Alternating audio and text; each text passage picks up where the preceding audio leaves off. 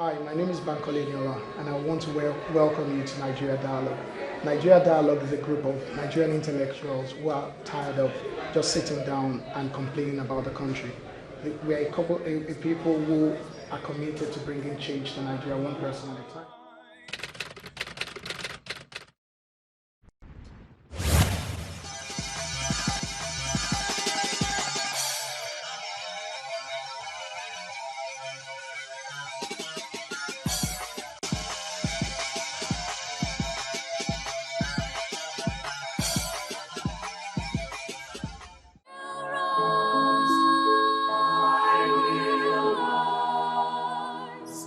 There's a day that's strong. We've been here at the Nigeria Dialogue Gala, which is happening at the Barbican in London. Light and the shadows disappear.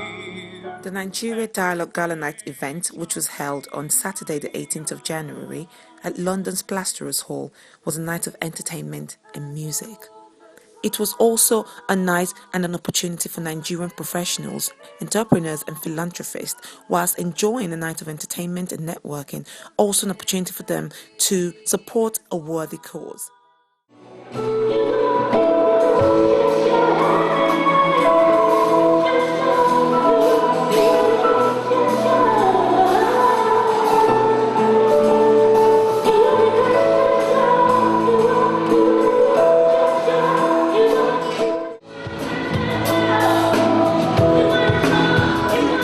The event, which was initiated and organized by Mr. Bankole, was an event that was supposed to raise awareness for Nigerian dialogue projects and raise funds to support them.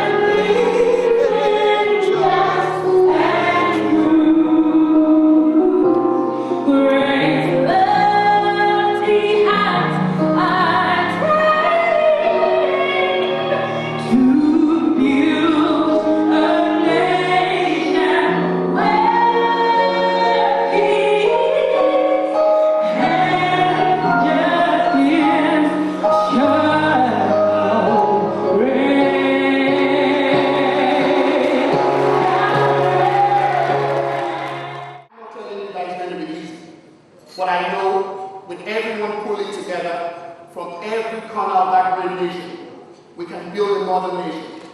We can build a nation to rival any state known on earth. I stand here today representing a generation that did not grow up as a colony. A generation that did not experience the Civil War. We grew up watching Tales by Moonlight on NTA, and as adults we watched Bollywood and embraced Afro-hip-hop. We endured acid strikes and also for scarce resources. My generation, for some of us, it was sports that got us out of poverty. For others, it was arts, music. But collectively as a generation, we reinvented our own language. And I tell you, this generation represents everything that is truly Nigerian. We are indeed a generation forged in the crucible of scarce resources, but bound by collective aspiration to build a nation with unlimited opportunities. A nation in which you can wish upon a star, irrespective of who you are. And tonight, our hearts, our minds, are with people in that great nation. Because the journey of that nation, the next story, the next chapter of that story is about to be written. Finally tonight, as we sit down to enjoy our dinner, I want you to enjoy tonight and fellowship with us. I would like you to think about the nation that was and the nation that is to be. The greatest question facing us as a generation will be, are we willing to take the responsibility of reshaping the nation as it should be? Or are we going to pass the baton of that battle to another generation? Tonight, I want to welcome you to Nigeria Gala, And I would like to say a big thank you to every one of our guests tonight. I hope you will enjoy the rest of your evening and keep this in mind. Welcome to tomorrow, because it's closer than you ever imagined. Thank you. Many guest speakers, including Mrs. Honorable Abike Dabiru Erewa, Chairperson for House Committee on Diaspora Affairs, Senator Babajide Omowarare, Senator for the Osun State constituency in Nigeria, and Honorable Femi Wajabiamila, Minority Leader for National House of Assembly, and many more, were the key speakers at this event. 3 times in a 10-word sentence. To me, this underscores the importance of people in any democratic contraction.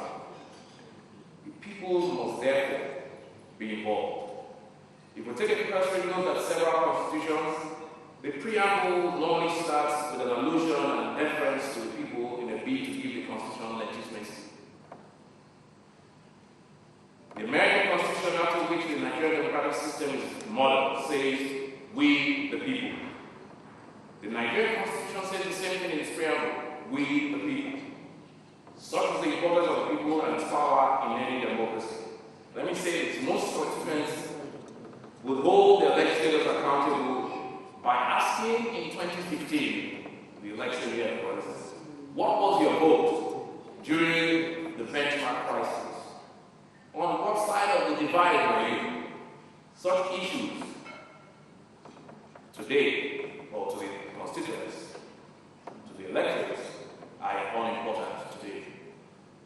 I often wonder what the electorate expects of the elected and what they, the people, consider to be the responsibility of the legislature.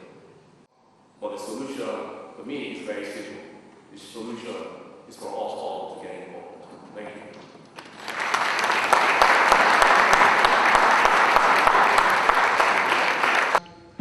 The essence of democracy is dialogue. And democracy is about good governance. It's about a lot more things. There must be rule of law, there must be due process, but we must keep talking to ourselves. We must keep profiling solutions. And we mustn't leave those in government to just do the talking or do the resolutions by themselves. There must always be input. It's just like, even in the process of lawmaking, there is always, after the second reading, it goes to the committee. At that committee stage, there's always need to have perspective from the people who voted for us. So we normally have public hearing. And I think so far so good, we've been fair in, hardly will you say parliament, that will have the feelers of the people during that period, second reading, and go ahead, for instance, if it's negative, and say it's positive, hardly, because it's always open. People will be there. Like I said, I'll reiterate what I said earlier on. For every process, we have to keep doing it until people get used to it. Don't forget that we've had military government for a very long time in Nigeria.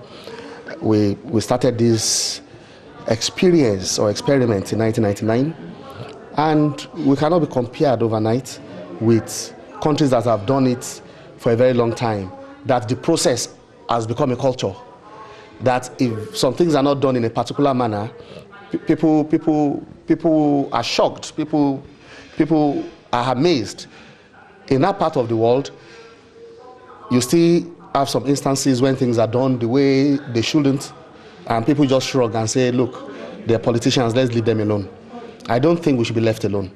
I think the responsibility does not stop with going to vote. I always say you go to vote and you ensure that your vote counts. For those who are in diasporas who are not voting at the moment, they must keep talking. They must keep having input. They must, whenever bills come up on the floor of either a state assembly or national assembly, they must send representation. They may not send representative. There are ways of sending representation. Let your voice be heard. As many people as possible, whether as collective or individually, there must be input. Otherwise, the quality of the laws we pass, the quality of the policies of government may not be in depth.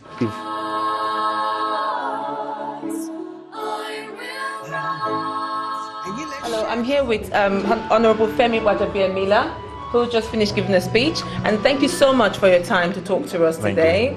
Thank you. I just want to start with that wonderful speech that you gave, and you called it "Get Involved." Yes. And you know, what I got from it when you said "get involved," what really touched me was the accountability thing that you mentioned. Now, I just want you to tell me a little bit more about this for my audience. How do we as Nigerian citizens hold our own leaders accountable? Well, I mean, the simplest way I could have described this is exactly what I said. It was get involved in the process from the beginning to the end. When I say the beginning, I'm talking about pre-election, right up to after election, post-election, and right up to the next round of elections. When I say get involved, you have to know what's going on around you. You have to know who your elected representative is. You have to form a relationship with him, however tenuous that relationship is, to the extent that you can ask questions and you can demand answers. Look at issues more critically and not just vote for the sake of voting. Participate in public hearings when and if you need to. Town hall, constituency meetings. It's just several issues. I mean, I've heard of Nigerians. I read a lot about Nigerians and their contributions on social web, and I wish they could channel all of this directly to their representative. Everybody has their representative.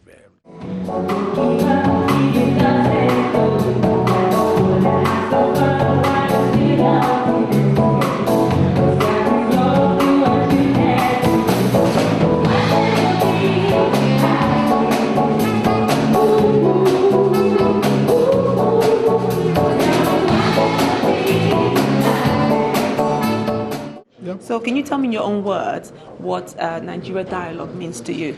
Well, for me, I think what I see is a very passionate and focused attempt by some young Nigerians to keep their roots where it is, which is Nigeria, and not just have it as a fanciful conceptual route, but practical route in terms of helping out with problems, reintervention. So, yeah, it's a night of entertainment and speeches, but more importantly, it's a night of commitment. And like I told them, I'm prepared to help this group of Nigerians make impact in their country. So it's a wonderful experience. And do you think that people are going to be committed? Do you think they will commit? I believe that people always get committed if the message is right, if the right kind of people are passing those messages. So you have to be careful about credibility. You have to be careful about the quality of message you're giving out, and also careful about the symbolism. So I think people are always responsive, but it depends on whether you can unlock their responsiveness.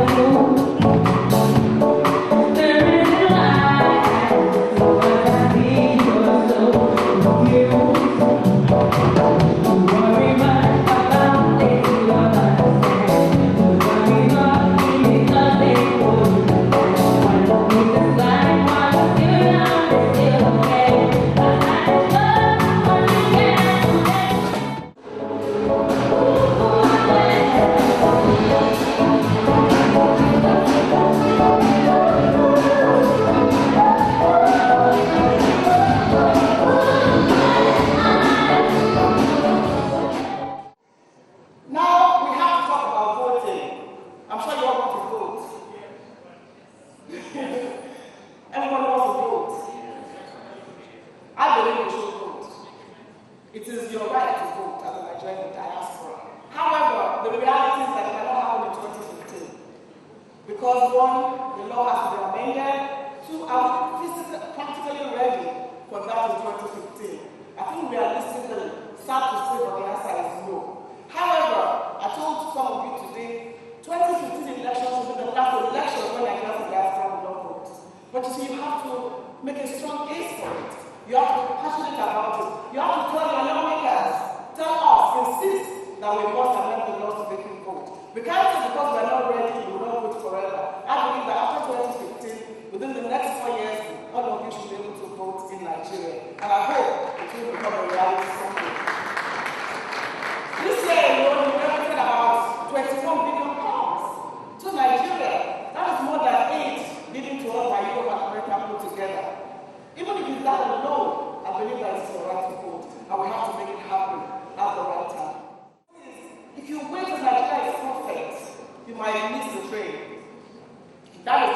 the reality. We're not saying pack your bags and come home. No, but be part of the process. Like I was telling somebody, you can start doing your youth service and see how it goes. You know, there are opportunities in Nigeria, and please don't miss that opportunity. The foreigners are coming to take them. You should, because you're all qualified, you're all experienced, and you cannot afford to sit back. And I hope that part of the change is that you'll be determined to do something. Don't pack your bags and come home, but be part of the process of what is going on. And that's part of what Nigeria is doing. You know? Now, as the saying goes in Yoruba, it doesn't matter how far a river flows. You can never, ever cut off from your source. Even if you try, it's not going to work. Nobody will develop Nigeria but Nigerians. Americans will not do it for us. The British will not do it for us. We have to do it for ourselves. And part of what we're doing now is about changing Nigeria. And you know what, my brothers and sisters, those opportunities are there. But I just want to appeal to everybody here. It has to begin with every one of us. What is our problem today? Leadership. But the followership cannot afford not to be part of it. Thabo Mbeki was in Nigeria and said it blames the leadership just as much as it blames the followership. If you determine today that Nigeria will change, Nigeria will change. We don't need a revolution, a bloody revolution. We don't need to take guns or arms or fight. We have a democracy. Rather than use that Twitter to abuse one another, let us use social media to demand positive change in Nigeria. You know, when you all sit down, I don't see why Bankole cannot decide that he wants to contest elections. Give yourself 1 or 2 years, go to your local government, be part of the process, do what you are doing, and then be part of the process. And are you going to make it immediately? Maybe no. Are you going to be frustrated? Yes. Are you going to fall? Yes. But you'll rise again, and you know that someday you're going to do it. We all have to do that. Okay, maybe you cannot vote, but let us elect leaders of our choice. We cannot continue in Nigeria this way. And it's all about leadership. And when we sit back and say they are rigged, we will not get anything done. Nothing will change. Let us be determined that that country will change. We should be tired of talking about potentials. What potentials? We are the greatest country in the world and we must achieve that greatness. The Michael Jackson song. And I think it's going to theme here today. Man in the mirror. I'm sure we want a man in the mirror. And I think it says something like, I'm starting with the man in the mirror. I'm asking him to change his ways. I think my brother can put it for me.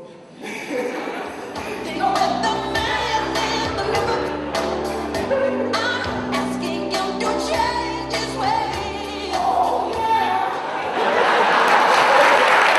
So, ladies and gentlemen, my brothers and sisters in the diaspora, I'll end with Mother Teresa quote. She said, I cannot change the world, but I can throw pebbles in the water and create ripples. I hope each one of us will throw pebbles in the water and create positive ripples to make Nigeria a better place to live. Thank you very much. Thank you. So my takeaways, I'm not very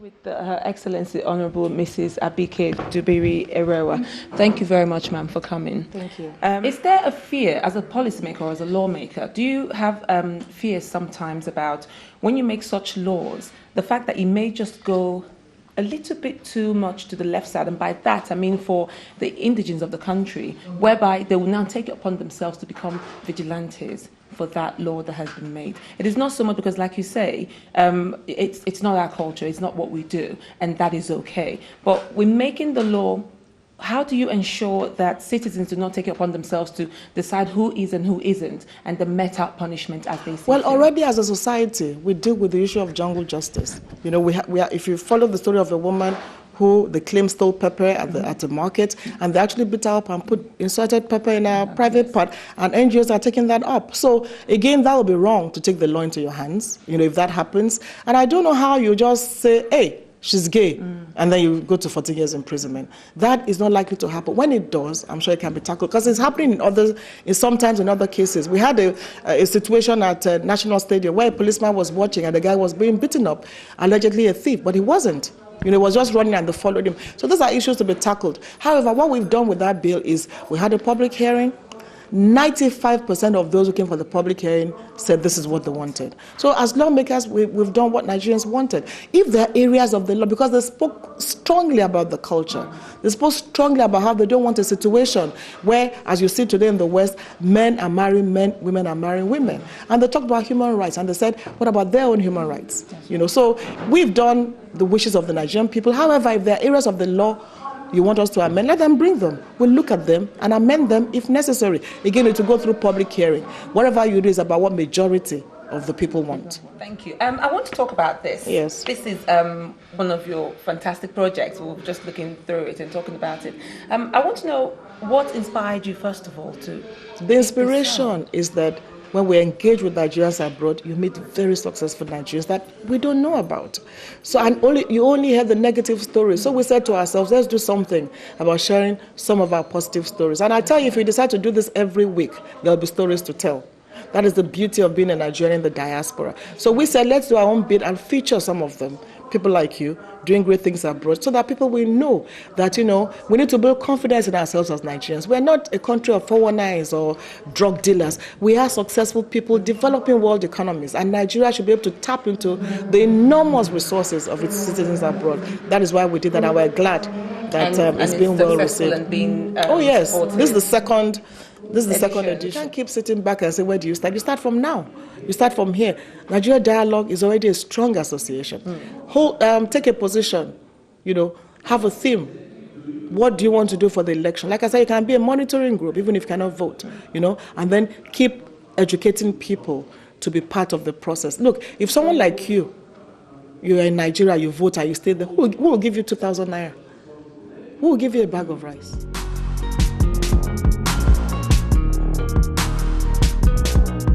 I'm the bunch.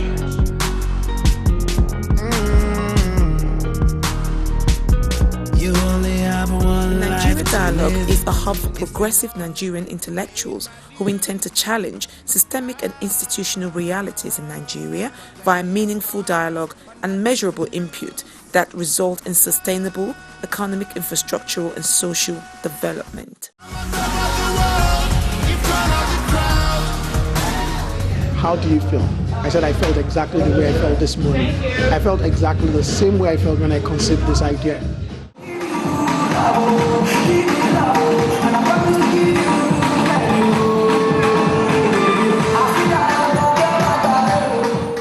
And I'm glad that you've been a part of the Gala night tonight. I'm so happy that Nigerians turned out to support a good cause.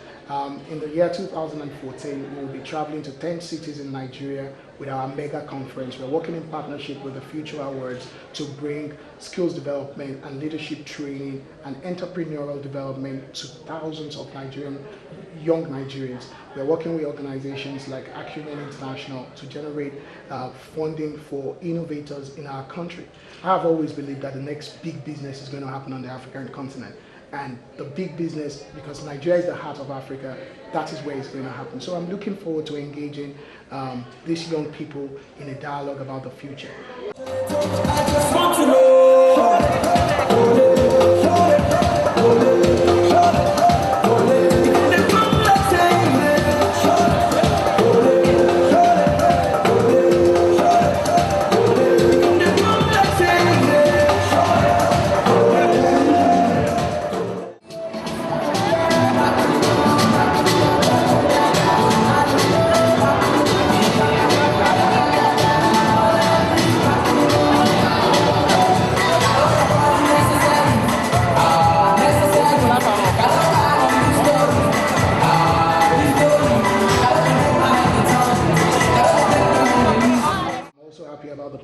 With the Minister of Education in terms of the new school. I think it's going to be phenomenal, because if we revamp the education, the curriculum of our secondary schools and our tertiary institutions, then we can position the young Nigerian for a global economy. And I hope what has happened in Brazil, India, and China can actually happen to us in Nigeria. So I look forward to that, and I say a big thank you to everyone who has been a part of this, and to all the guests who traveled from different corners of the globe. Thank you very much, and God bless the Federal Republic of Nigeria.